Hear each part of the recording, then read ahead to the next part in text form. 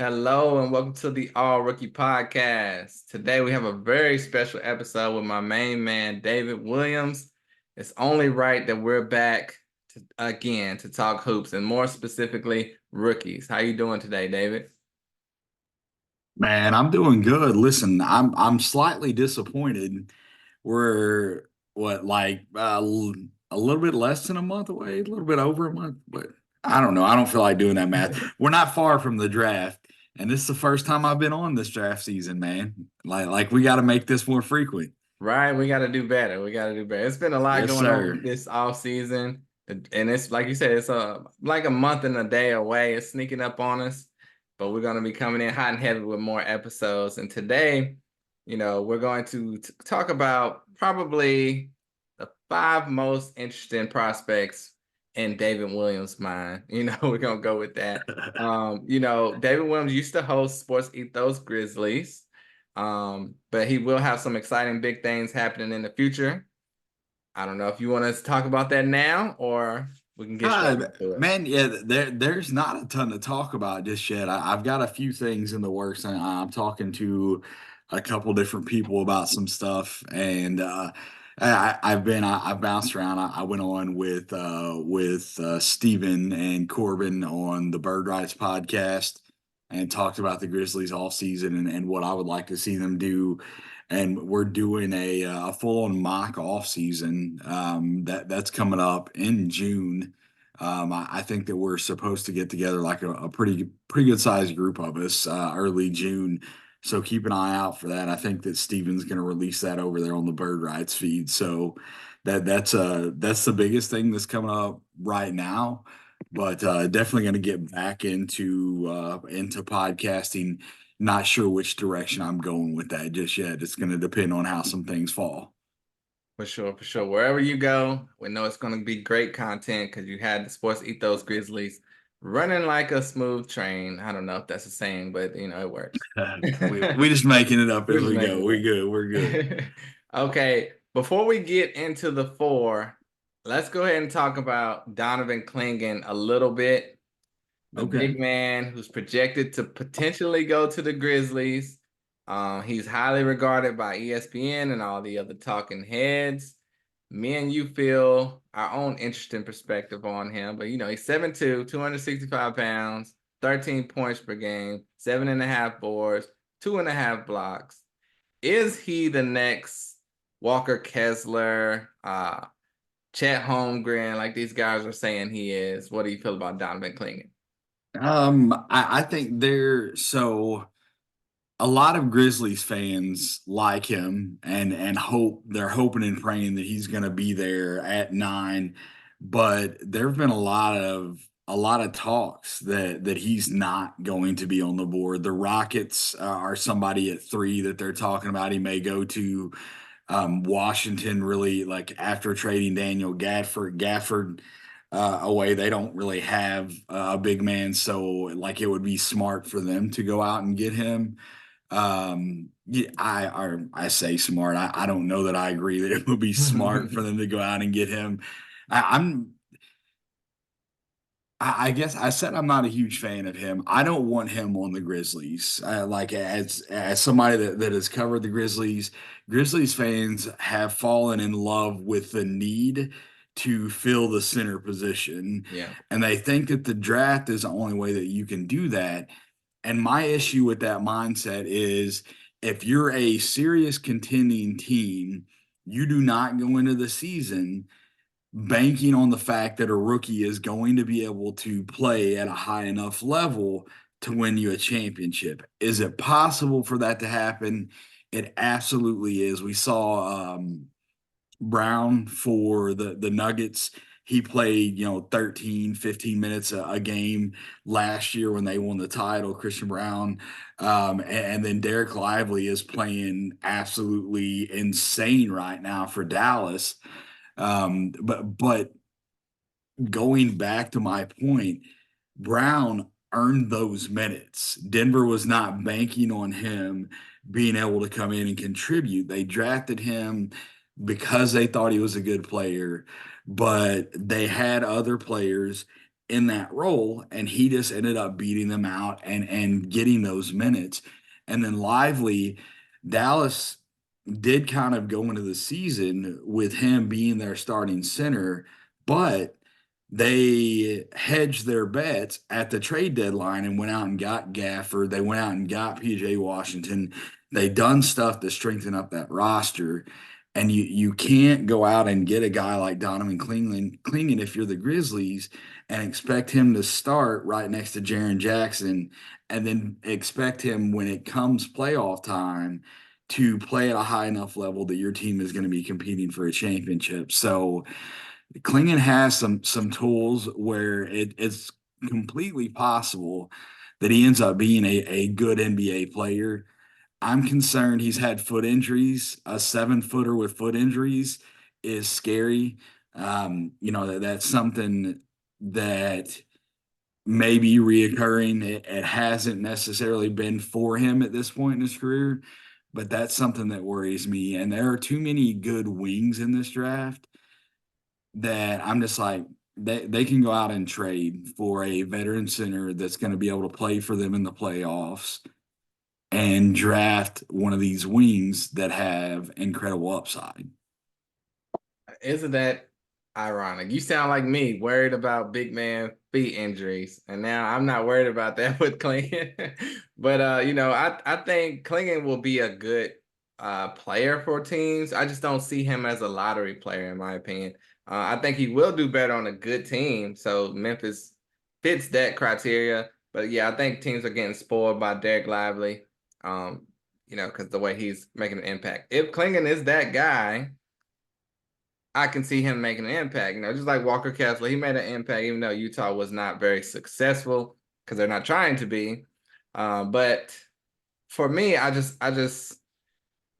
see Ivica Zubac, but not really as talented. So I think he can be a starting center in the league, but he'll be like a bottom 10 center. I think the Clippers have been trying to move on from Ivica Zubac for a while, and I don't think they've been able to find someone better. So he's just like serviceable. So that's the role I see Klingon. But I mean, if you get him as a pairing with Jaren Jackson, that could be better for him because he won't have to be relied upon so much. Yeah, you let him kind of play drop and then let Jaron roam, and that could be extremely interesting. We saw Klingon just put on a defensive clinic in the tournament, but I don't have much faith that he's going to be. I think I kind of run along the lines of you. Like he may stick in the league and he may be a guy that plays rotation minutes, but I don't know that he has starting center for a championship team in him. So, I Okay. mean, like he won the championship in college. I get it. You can come at me with that argument.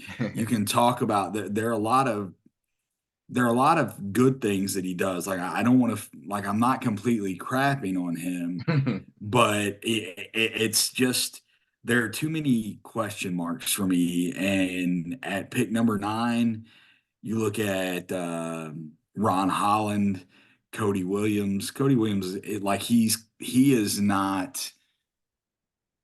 I don't know that may be the worst example that I throw. Like he is a developmental piece. Like you draft him and let him develop. But I like his size, his athleticism, like what he brings to the table. I think that he could be a great 3-and-D guy.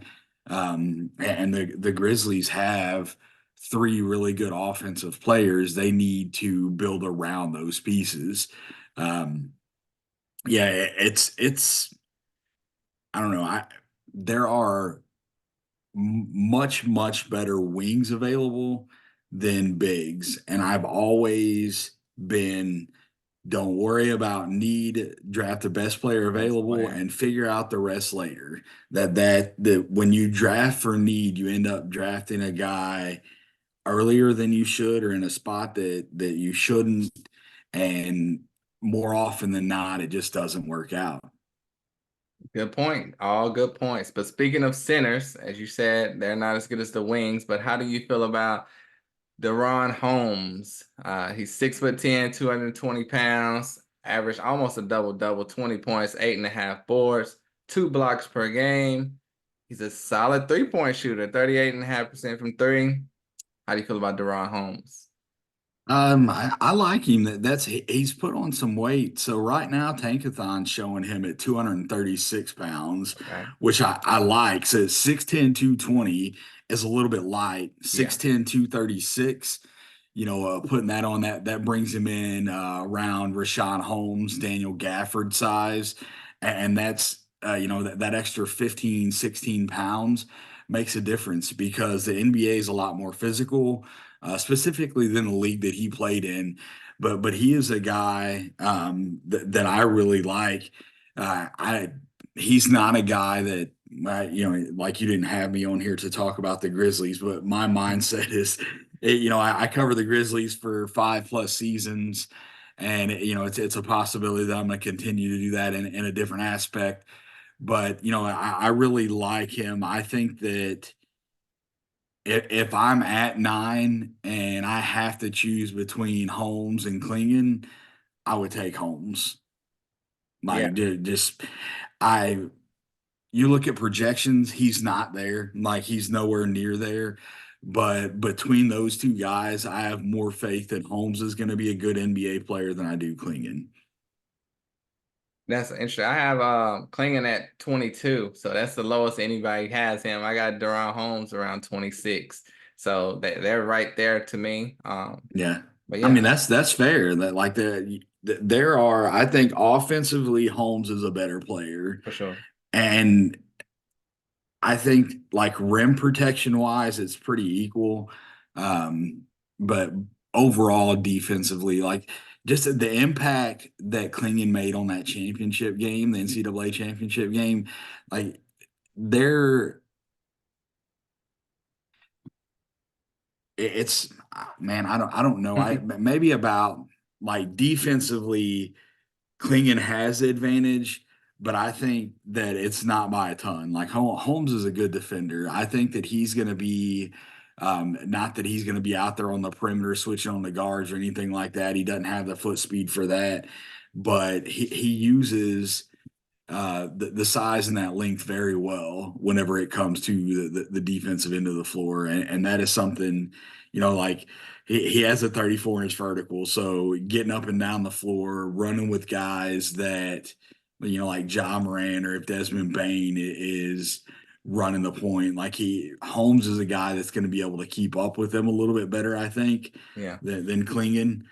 And that 6'10", 7 foot 1 inch wingspan, a 9 foot standing reach. There are a lot of things from him that I like. And you go back and you watch the film and some of the stuff that he done at Dayton, man, he's just I feel like he jumps out at you. And he was the Yeah. best player on that team. It wasn't close in my opinion. And I think that a lot of the stuff that he can do is going to be able to translate. And I think the reason why people are overthinking it is the aspect of going to Dayton, and then the fact that he's 22 years old. So, but sometimes you just gotta take the best prospect. Yeah, I think it's more age than even the school.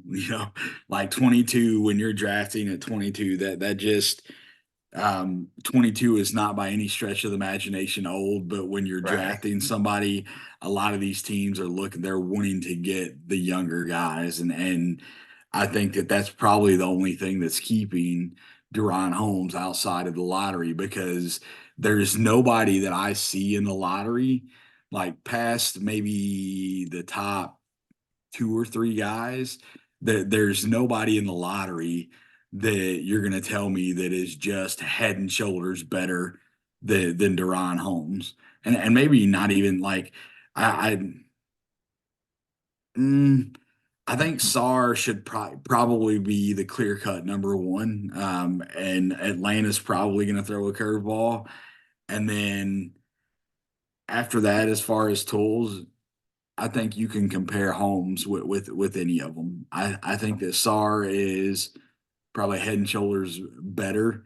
And then everybody else, Holmes is somebody that you could not saying that he's necessarily gonna top those guys, but he's in the argument for sure.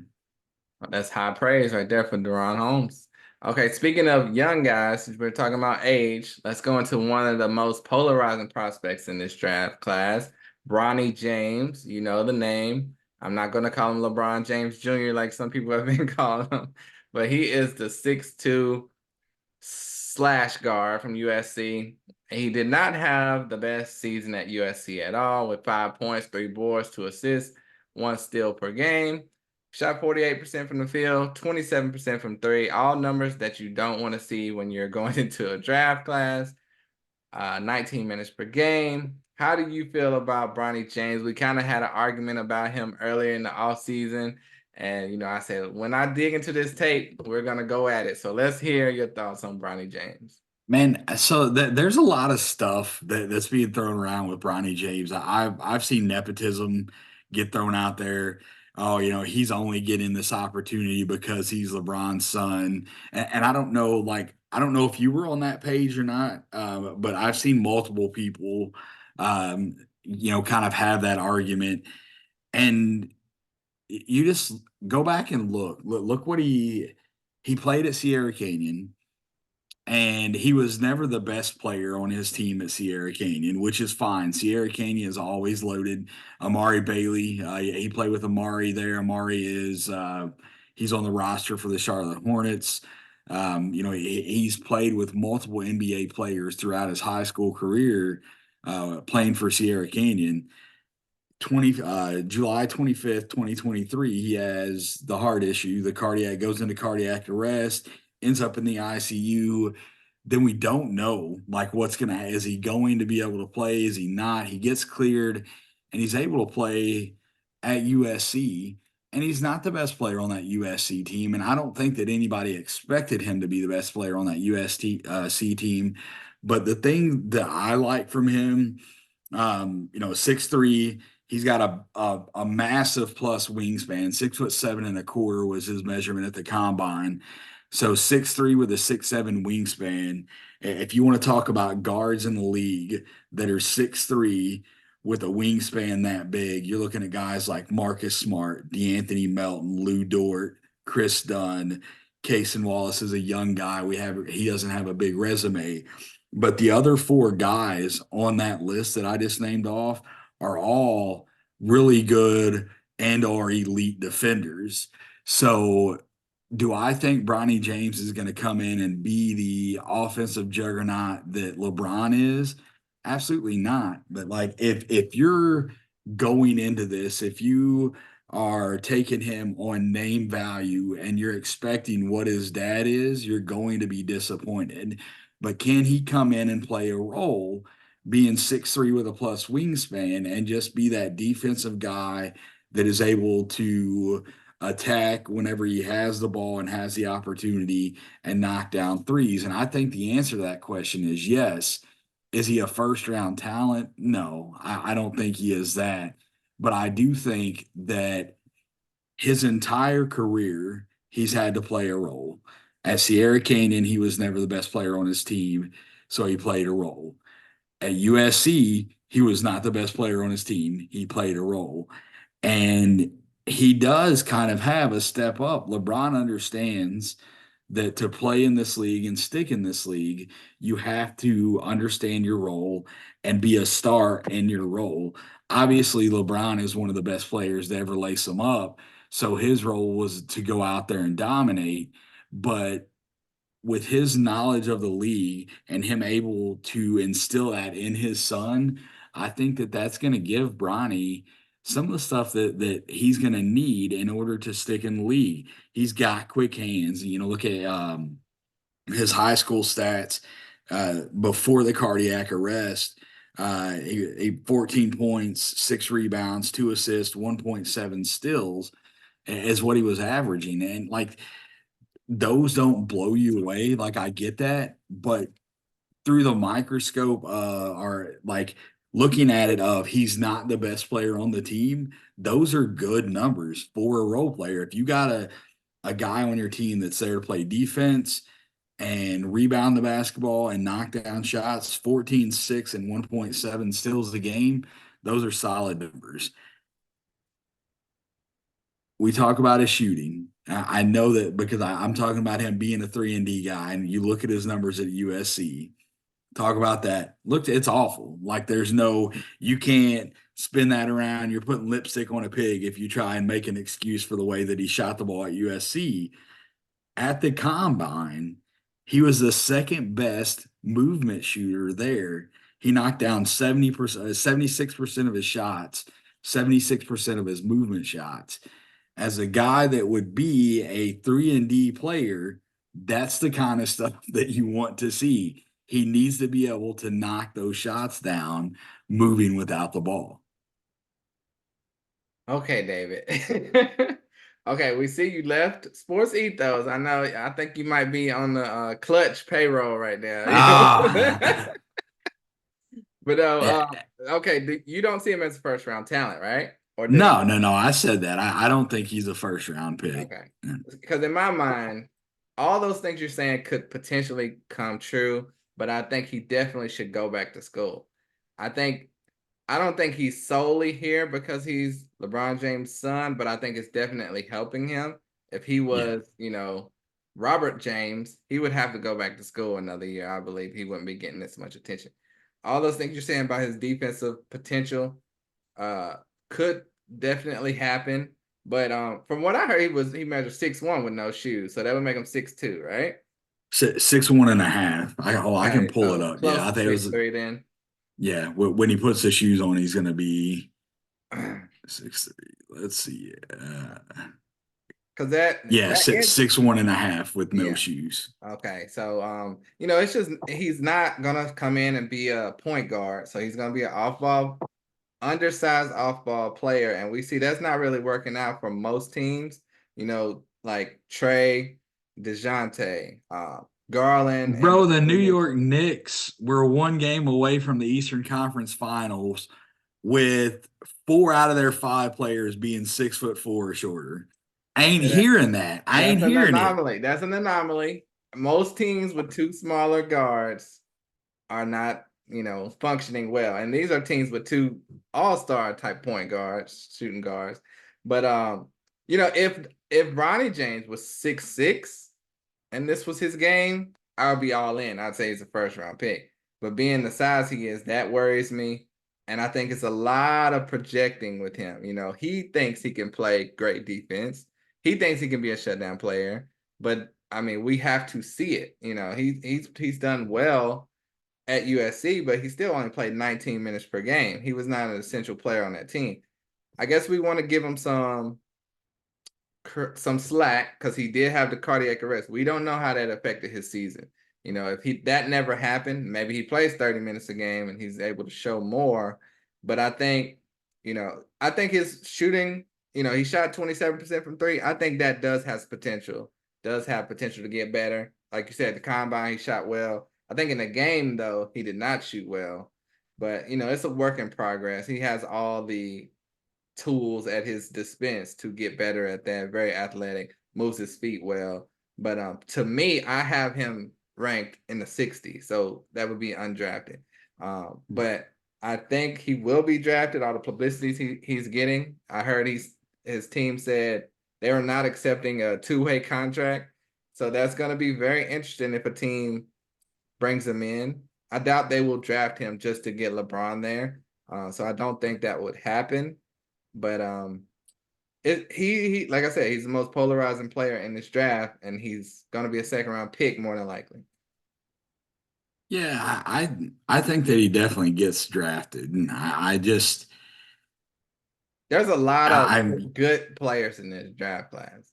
oh, definitely. That's the thing. Like, there are people that are saying, "Oh, this is a weak draft class," and I hate that so much because the the reason they say it's a weak draft class. Last year, Victor Wembanyama was miles and miles ahead of anybody else.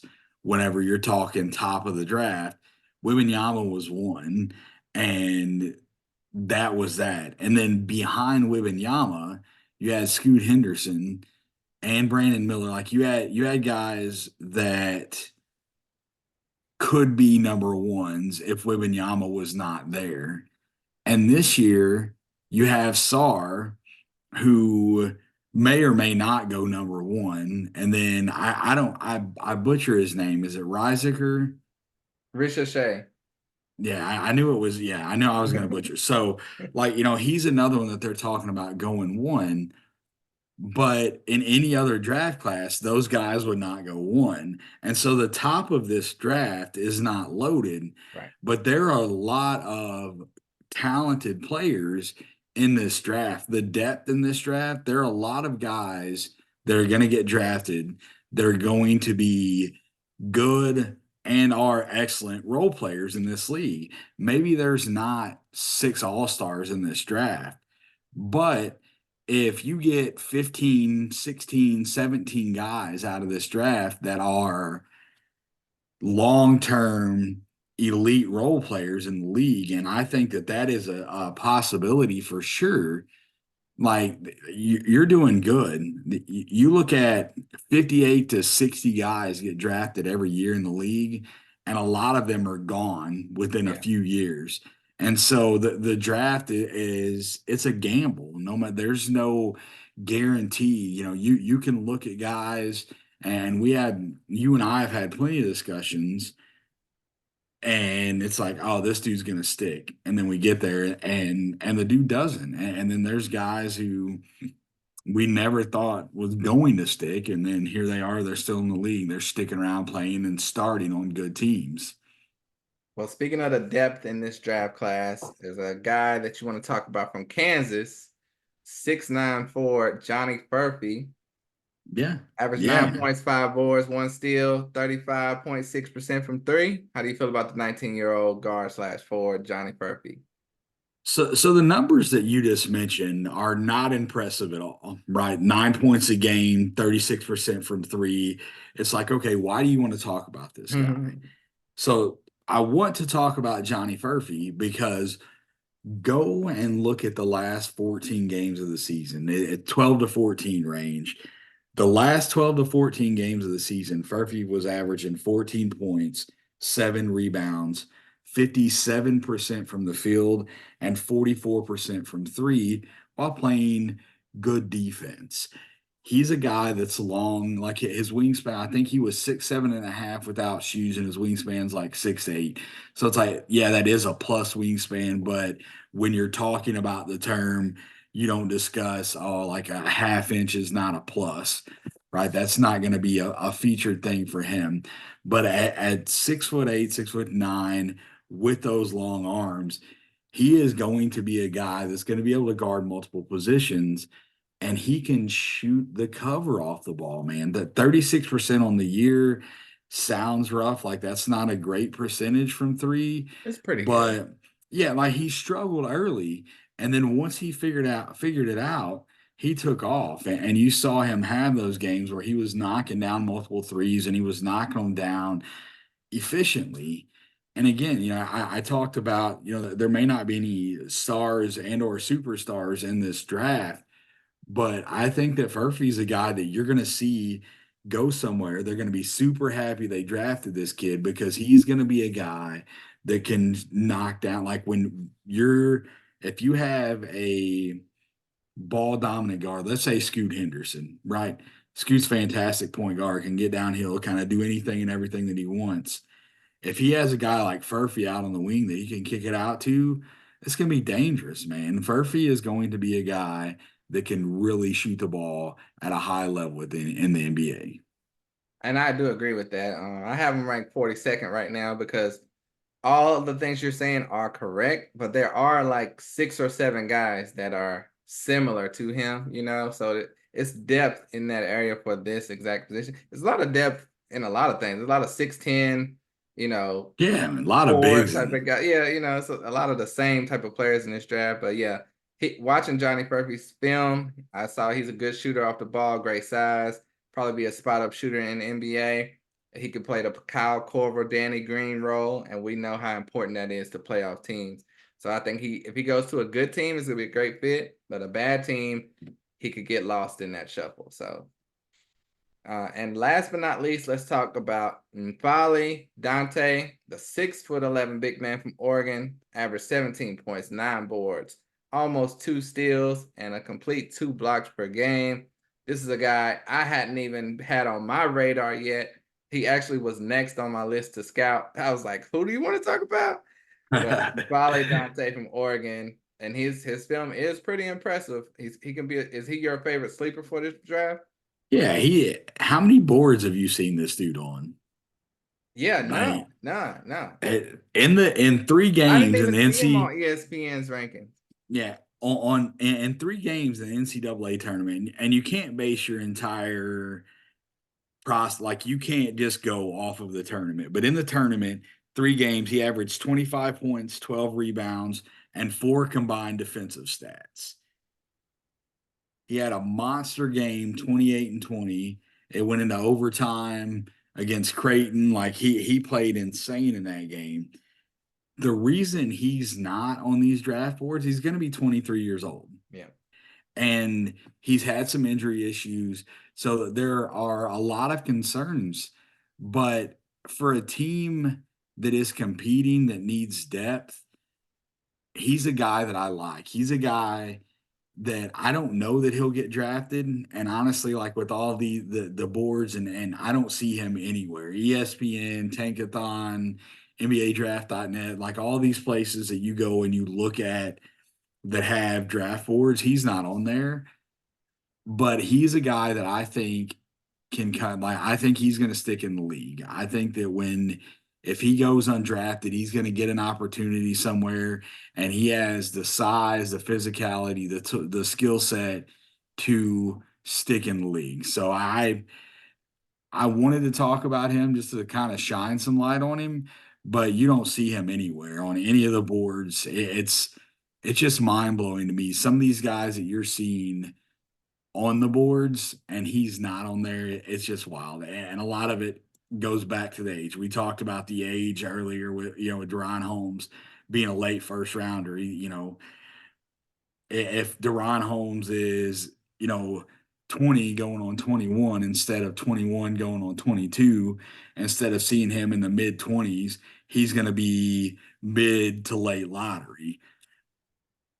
Yeah. I'm Yeah, it's he's a 5th year senior, I guess because of the COVID year. But Yeah, yeah, he has great size. Like you said, almost average a double-double. He gets great position in the paint. yeah, He still has an offensive game he needs to continue to develop. So it might take a year, but I mean, he could easily play the Mitch Robinson role for a team if he gets in that position. So I think he's more than worthy of a draft selection in this year's class.